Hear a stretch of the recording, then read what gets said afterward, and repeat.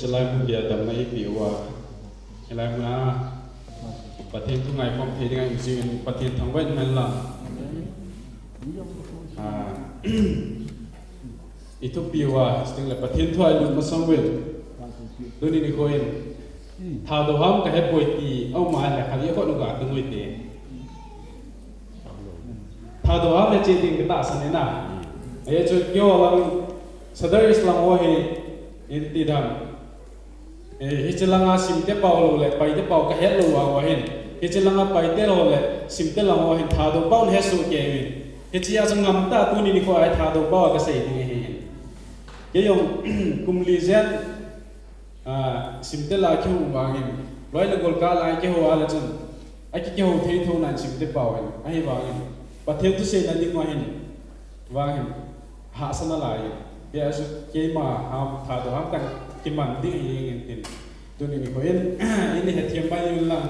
sim te pau kan man the lo de ti chu kan sei do hin tin ke ma introduction yau che mun ke bol pen ka ting detail jetmin azu introduction an ko ta ben is on like ken ne ko mun ke bol pen la line ka ting sing like a testimony to go me sei pai pai ka ting kumsan khal jago sombolani 1992 kumin August thain kana pingin kein ka testimony ka sei dinga le kia hin ka testimony a hoi ko en kia ka sei sangin ka in ko te lo le ka nu ka pa sei ding zo an hong ji he chun ka nu ka pa hin sting le ka hong ke pa do na hi neu che anung lang gam la ta ang la ka pha po no min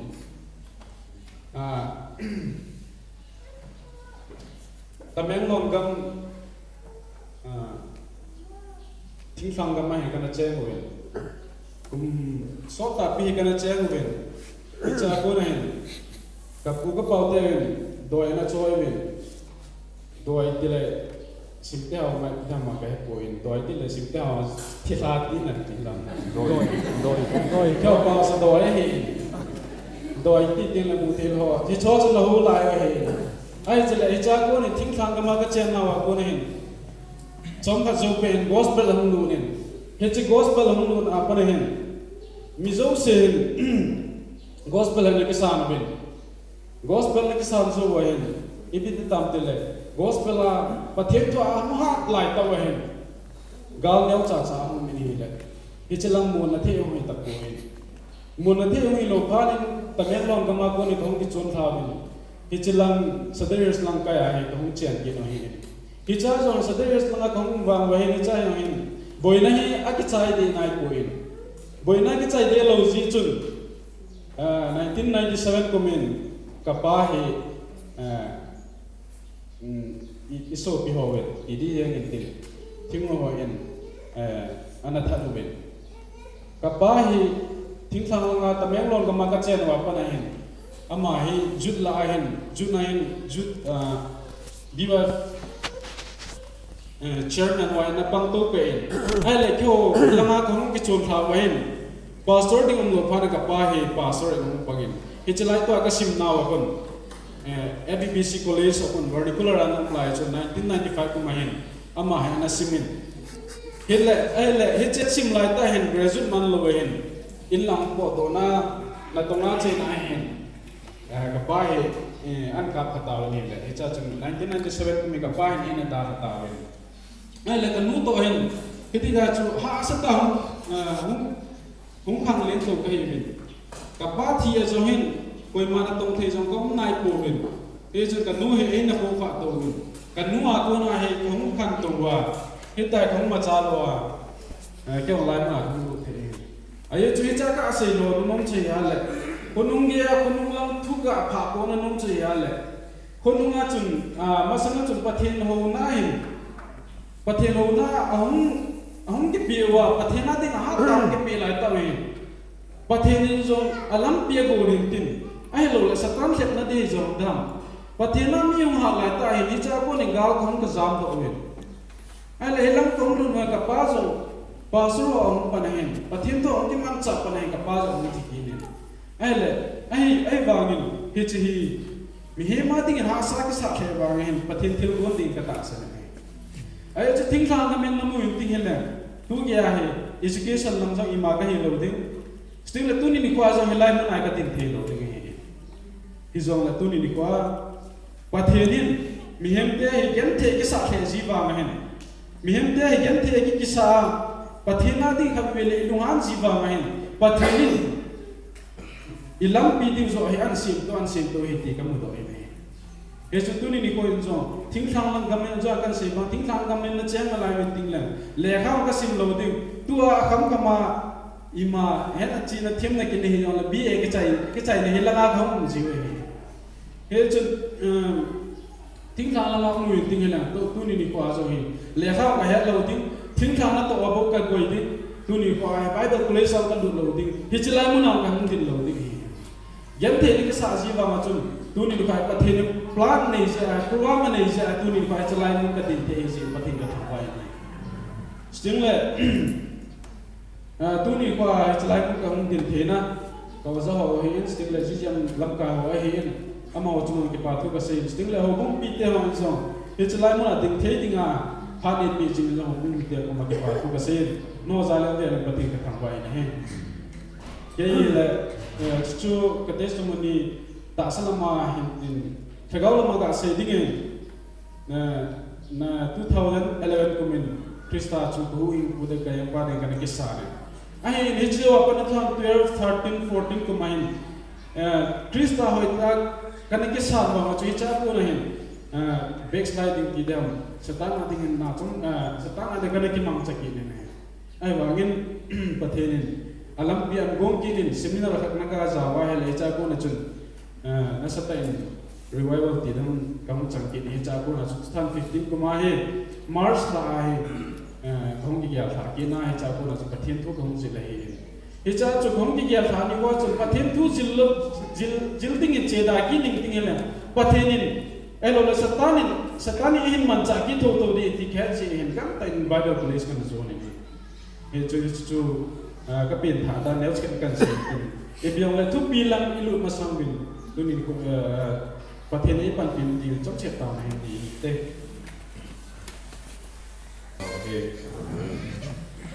e palam the zai tu ni ko yen lam kai ho It's muna lam kai ho maya ga dina hele cái phalam the zengin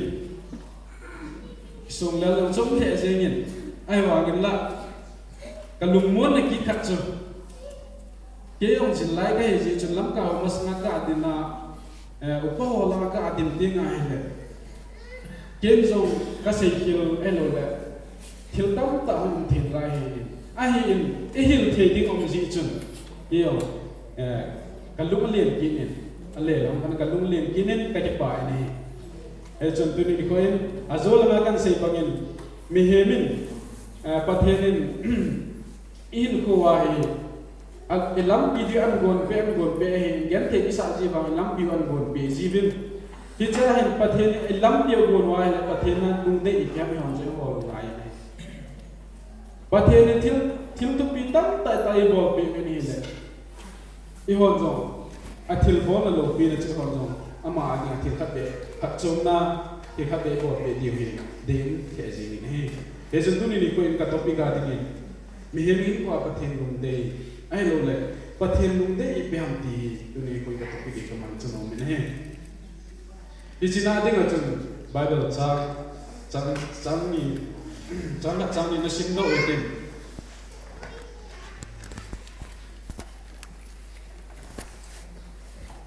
First Samuel bungsagi chang ni hichna ko ga la do no men tuni ni koin phat so ta yo la zo ko ti ai chakal lamka pana gari to ke yo ni le gari to he lo tam ta ko ji wen yang ka le thoi gari ka to thi be se ni lo he be chin ti tha ka ni ma ka ta mo ni le pati ko ka tawin tuni ni ko ai ni la mo na ka tin ti nang mai ni dam sa te ti ka tawin ni le tuni ko jong dam ma ka dam thien ko ni zo le ni la mo na kan tin ti ha ma tin Bible chang chu anasin do oi tin First Samuel bungsagi chang ni apa chang ni sin tin chang ni na pakai masang pakai tipung carrier jaring pa ang tipo lut ka kum so ni sung tabang chu Israel ni sung pumpin pakai hona anani jingoi chamtu Samuel chu Israel ni sung pumpi za sai pe ni ti na ho na lung tim pumpi wa pakai nga dinga ang kilai ki mo na hi wei ta le na la wa na ko gam dang mi te pathen dim sin tu ho cheng sin chu pai to min lang as the road jing jong pai mo ne pakai lam jeng lung tim ya lawin ama kin jing bol zo wen chu te le ama Philistine te kuna bu do the di wei tu pe hi chu Israel then Baal do Ezra chu apai ma pakai se bo ta we pathen ku jeng sin ba na pathe pu pe ki na la ichna hin Samuel le ka pu hin ichi cha mo hin Christian ko ai lo le ta san te ko hin til ko na tam pe ne no ne ai lo le pathen long te na I bol do na di wan til tam pe se do no men he chon mi him khat pa sang na ding a chu til tam pi bol ngai sipai hing ding le kalam kai pa ke pa na ni til tam pe ka bol ngai alung ka hol ngai aman di chui pham ti ka ko do ngai he chon tu ring kon song e hon song pathen yo ading mo a hi a pathen mo hi wala ma ading alung de lam til khat de bol do di ka do ne he chon tu ni point khát nadi vậy pathen lung de na ipi ipo de ngayam point khát na dingin lung thing ta ma hu ding hi kasi do no men he chi point ho kan se ma sang nei he chi Samuel he a background neu khat ka se le he chi first Samuel bung sigi chang ni ye ya he Samuel he ana pau bu he lai he chi ma sang he ama he prisa ding tháo nó kinh ngủ rồi lại mà hay chẳng gì hết anh bảo cô hiện là cầm nặng gì hiện lại hiện cha background như vậy là hay Philistine để là Israel để hiện ama hồ hiện phát đi này cái sát gì cũng hiện cái lung tâm tu thế rồi ít bây giờ mình cái bé sẽ nói bằng cho mà cái lung tâm tu thế rồi tu gì gì nào cái sát gì là lại vậy ý cái này là tu giống India là Pakistan là gì anh cái boy gì ít gì năm cái boy nào mìnhคุณลุงไล่เปทัวร์เสียงกี่บอยอยู่ไม่ทีไอ้เราถ้าไปที่ขัดใจกี่ลุงตั้มตัวทีรู้ไม่ทีอินเดียหรือปากีสถานเราเห็นอะไรเลยกี่บอยสิที่แนวจ่าพวกน้องกี่ปัญจกี่บอยสิพักที่ไหนกี่ลุงตั้มตัวทีรู้ที่จีบังเห็นอิสราเอลเตะเลยฟิลิสไตน์เตะอยู่กี่ลุงตั้มตัวทีรู้ขันอิงกาลก็สั่งอะไรขันลำเตะอะไรไว้เลยamma hoหุ่นกี่ทิลกี่จิวฮาเวลล่างสักกี่จิวฮิตแต่พักที่ไหนกี่สักตัวเจ็บเลยpersonal bukan apna cha na bung se gi ge ke na he le ama ho he cha he ni ve ne ke sa ne ni ve ne ke sa na wa iga ga na la Israel de na zo ta ko ni ve ke sa na so wa ama sa pe ne ke sa ve ni le mi sang song tum ma na thi vin ani ve cha na ke sa ki wa le mi sang song di na thi ki no ve ne ama sa pe na ke sa na wa he pathen thim pung zo ung ko in ama ho ha na ning ke sa ni mai thi ama ho tha so ke so na ke sa ni mai thi ale ni ve chana I ti tam ti le pathen thim pung ga pulu noi tin he chi pathen thim pung chi pulu te wala ama chu in pan pi na vin te ti a ha ma ho ki ne mu ai ba ngin pathen thim pung aga pulu nu vin a ko mo a ko vin ha e vin o e vin tu ni a ga le zo di ta ki ha choi na cho ne ai ba ngin cha hin pathin apan ide ki pu gala lan ki tawin mi sam som li lang thi ki tawin athi na bano pathin ki pu no Philistine te ko na ko mang ki tawin Philistine te na ki pu mang ki tawin hi cha ko na chun pathin thi ko apu mang na bano pathin thi ko vetu tinga pan sau ho ni le fini ha so ili them pu chapa te ni yo amani ro na ka ana that ki tawin hiện giờ mà niệm ăn thảo hi, ili thiên phụ pa hen azado phan hen ama te lang hi ta zu hi, akin be se jeng akin ung le fu hin, angong ki he fu hin na thi ta. Israel tam pi thi zo ke wi login, mi sam som ye thi ke wi login. Ai pen pathin thing kong vetu dinga ko te ni yo athi hin. ai bà thiên super ili thêm của ông là thích ít ta hết thì chun amo in lại ta tao là thích ít nữa hết thì chun Philistine để cô na hết chỉ bà thiên thiên công chúa thật sắc gì hết ông mình hết chỉ thật sắc gì ông xuống ai amo hết amo bà thiên lim xem thủ to coi thà gì bên nàyเลยamo bà thiên lim xem thủ cho gian tiếng lại anh là gì ai vang hết thì chụp phát xem phá hình Philistine tên hết chi yêu con nào quay leo này thì đầu tiên cái thì tao yêu con nào quay son vào đây rồi cái chi gặp điều thì tao cái chất tao hết chân hết chi bắt thiên thiên công cho lệ thả quân viên không lệ thả viên hết chi bắt thiên thiên công cho không lệ thả số vậy Eliezer anh Eliezer thì bắt thiên thiên công về đúng cái anh quay về kêu riêng gia đình quay anh quay tao hết chân này cả là tao nung chơi lại mà hồ giống như hết chỉ bắt thiên thiên công chủ muốn thiên muốn ăn đi ai vào cái mà hồ hết chỉ muốn thiên muốn nào anh là lúc đầu gì đang rồi nhiều cái tạ sản này em xin năm tiền lại kéo lên gia đình qua anh là lúc đầu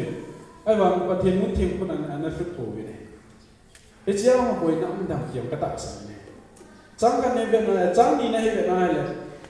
ông cái bộ lúc cả cùng sống như xuống ấy tất cả mọi chuyện ra thì xuống cùng pin bắc cái hồ là này gì mà cái gì hết chỉ cái này chẳng qua ông cái bộ lúc nào Israel cũng na nằm lại Israel chặt để giấu xe bắt thiên na thì cái thay na xe một viên ông mà bắt thiên nó hol gì một viên bắt thiên nó hol gì mà mình bắt thiên hin Israel te adi in zong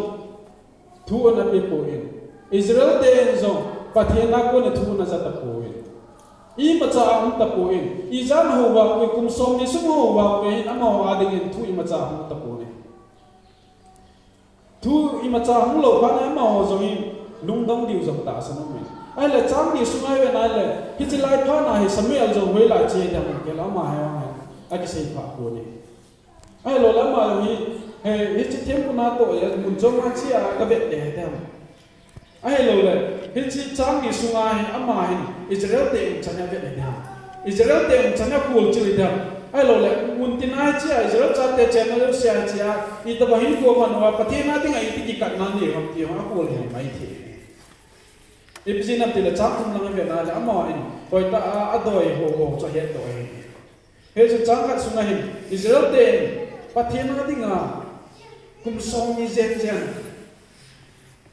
pathe na ho wa me pathe na ho pi ko ibsin na ho pi lo me ti ai le it's like chang ni sunga he na le amo he anung thim ta wa ka kai ko na zot lo alung thim ta wa ka kai ko na zot lo sinh lệ đúng thiên tai hay mà con rốt đầu gì vậy các thiên gió màu hay đâu thì tạo sản này hết chúng tôi đi coi âm màu hồi cùng xóm đi xong bát thiên ăn đâu hẹn làm giống alung thiên ta hồ ta lâu gì vậy chứ bát thiên nó san từ lâu bằng gì tôi đi nó tạo sản xuất theo hồi rồi alung thiên ta hoài cái phao thiên ta alung thiên bị episode cái heartbroken thế này bát thiên nào tiếng anh nói gì vậy mà nitin hồi cái pathena dingin nitin mai cham piutin hello la tam ta pathena dingin pi dong la ilung thim ta wa pathena ding ai pi lo wa la chon pathena san do is pathena san pi lo ni ya ka sei hello la mi adingin 1000 waiting hello la 1000 waiting 1000 pathena 1000 level pathena ding a ilung thim ta ai tau kha lo ai pathena ai tau na sa lo di ta sa Israel is thế ông chú âm họ lúng thiên ta là tao lùa lúng thiên mà thiếu châu khá là coi ai bảo là âm họ là bát thiên na đi ngà cái cắt na xịt xịt gì mà bát thiên na đi ngà tao nó mặn gì mà bát thiên na ho gì mà thế chứ bao tôi đi coi lại họ những cái chứ họ khá nhiều ta sản xuất thì họ tôi đi coi hay tại kia phải đi coi hôm nay thế chứ là họ bung suy chút tiền cái tiền là của na yang lain nung khá mấy thì lúng thiên ta bát thiên nhiều khá mấy nhiều lỗ khá mấy thì itu tu ni koi, ilung tim ta pathien mo ni pa pathien ane dei pe. Justing le, mi dam ten Christian kahe episode kaya. Enjong tilkat form ka ifila male religion de Christianity kiti yang. Alo le Christian kiti yang. Christian ni cái gì mà chúng ta có biến tham sang Christian cái này cái gì này ai mà chúng Christian ta họ chúng bắt thiên cái sao họ chúng Christian cái gì ai là tôi này coi rồi Christa chúng yêu ai rồi lung tim ta hoài lung tim sẽ làm mà chúng cái sao hoài na biến tham này chúng ama ada biến tham này chúng lung tim sẽ là lung tim cũng bị hoài cái bị hoài biến tham này na tôi đi coi na thà để cái phát triển cái đó này ấy chúng lung tim cũng bị hoài đi ngập Christa cái sao đó hoài le Christa một tiếng là bị xây đàn na ấy chúng lung tim tai lung tim sẽ là phát triển cái sao đinh cái sao nào bài ít tu để chính vì na Christa to relationship na bài phát triển na chính na cái bài phát tại cái call chính lo ai cái call chính thế lo ai là chúng yêu chú hi cho lung tim ta Christa cái sao lo ni khá mai thế ấy chúng tôi đi coi lung tim ta Christa cái sao mà nam thì phát lên nít tin này ấy mà cái ngày to phát triển thì ấy mà cái tiền hậu gì thì cái cần xây đó nó cái gìซึ่งแหละทุกเทียบตาอามาก็มีพัฒนาพัฒนาอีจงสมัยเป็นอีลักบังจละมาตัวใหม่อีกิเลสที่จีด้วยเฮ้ยจะอิสราเอลสุมิเตโซคุมสมนิสุมอามินไม่ยาประเทศนาโฮตบังเบงมาโยโซคุมอีหินโคสุมาประเทศอามินไม่ยานิโฮขาเดียวที่ยานันตายเฮ้ยจนอามินไม่ยาโฮไปเลยตาลุทิมตาโฮดิ้งเห็นตัวนี้นี่ก็อินอาถ้าเป็นยังไงตัวพัดเดียวกันดีนี่อันนี้น่าดีจำถึงน่าจังสมัยจุดที่เราส่งปุ่มพิซซ่าเสร็จไม่ให้ทิ้งดีน้องน่ะลุงทิ้งปุ่มพิวาปากกายังไงเดี๋ยวผมกินเล็กกินโมนี่ว่าแหละดีไอ้เจ้าหน้ากาลาตอนน้องเจ้าอะไรไอ้ลุงทิ้งปุ่มพิวาประเทศนั้นที่ไงลุงทิ้งปุ่มพิวอีปีโตโมไม่อะไรอีปีโตอะไรอันนู้นละกันสินะจังอินสุวรรณก็อยู่มิลินดอยสิมทัวนับไปบุญเดียวเหตุกินเนี่ยฮิจิลิมสิมทัวเอสโตรโดอยถึงในบาลโดอยนับไปบุญเดียวเหตุฮิจาจัวกันสิเป็นสมัยที่จังดีนายเวลาที่เจเดียวมันที่แค่พูดกันดีนะเป็นช่วยสลายก็ลาดเอานุ่มเสียจังอามาให้อิสราเอลส่งมุขปีเหตุนับโอเลดิ้งกระตาสเนี่ยสิ่งแรกที่พี่โอจงอันนั้นโฮลดิ้งกระตาสเนี่ยเดี๋ยวจะมาเองมิลิมสิมทูโฮจูโดยโฮจูอิตาไอ้สุวรรณก็อยู่ว่าสิ่งแรกประเทศก็หัวเองประเทศนี้ลิมสิมทูมาสังนาโบกุลดีวิจินโฮลดีดีประเทศนั้นดีประเทศนี้ลิมสิมทูที่ไปโฮบ้าให้ประเทศเป็นยังไงต่างสันนี่เฮ้ยจะตุนี่คุยก็ลังเอากระเด็นมาให้เลยมีตั้งตาให้เอาบุ้งมาเสียโกงกันดิมิลิมเสียมทูมุนขันแอตตุ้งให้ชอบบอกจ้าอะไรนี่กระเด็นอะไรเลยประเทศนี้ยังอัตตาโมสาวโมนั่นเด็กกันดิคริสเตียนลากิติงาลไอ้บางละลิมเสียมทูมาสังกัดบอกกุจิงให้ช่วยเป็นอะไรเลยประเทศบ้านจะป่าคนที่กันดีเฮ้ยสุดที่นี่คนจงอีเพียงตัวเนี่ย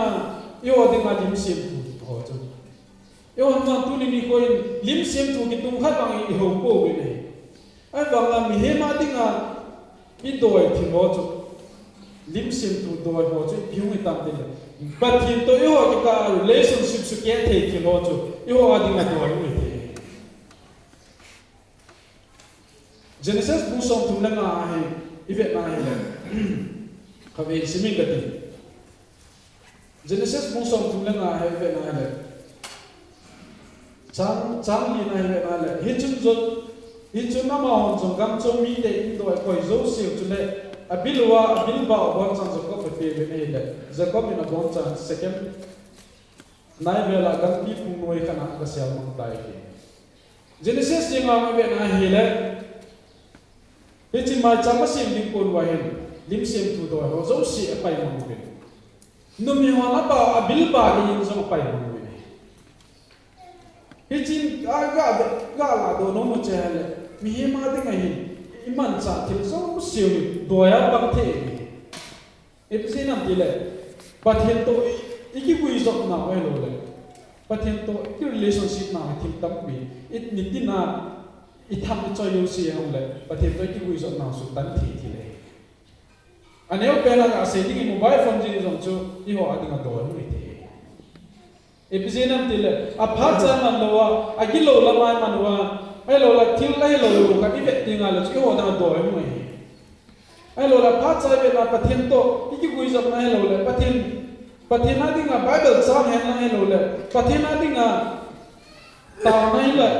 ipile iman man lo wa fon se sai hong koi tinga le chong chi do ni the he chun ama ho in hi chi doi langa do e ho wa che ki chi wa pathian na dinga ki thaina si wa pathian na ho lo he so pathian ki pa lo he Matthew bung gu chang song ni le di hui ve na he le one servant cannot serve two masters. So khat chu pakai mi na to the lo hi chibang chu Israel cha te en jong hi chilanga lim sem thu jong ho pathian jong ho thil ni ti ho ko ti pathian ya dei lo ti he chun pathian ni jo ataw na sam thi ku ne pathian ya dei pen chu ya le lim sem thu chu pai mang di ama ko ko ho di lung thim ta ma ko man do an ho di chu dei pe ai vào đi làm mà hỏi niệm sinh tu ho win pathin cho ho win thil ni ho ko wa ti la chu I ho jong tu ni ko I ta sa wa bing tha hat hai tai tia langa itu du kine a ju le sa kam te nei pi tak ta kine a langa la pathin ko ma ke tau je I cho chu pathin I ta ma sa ko te ka ti e chun thil ni to pathin ho tha ai lo thil thil lo to pathin ho tha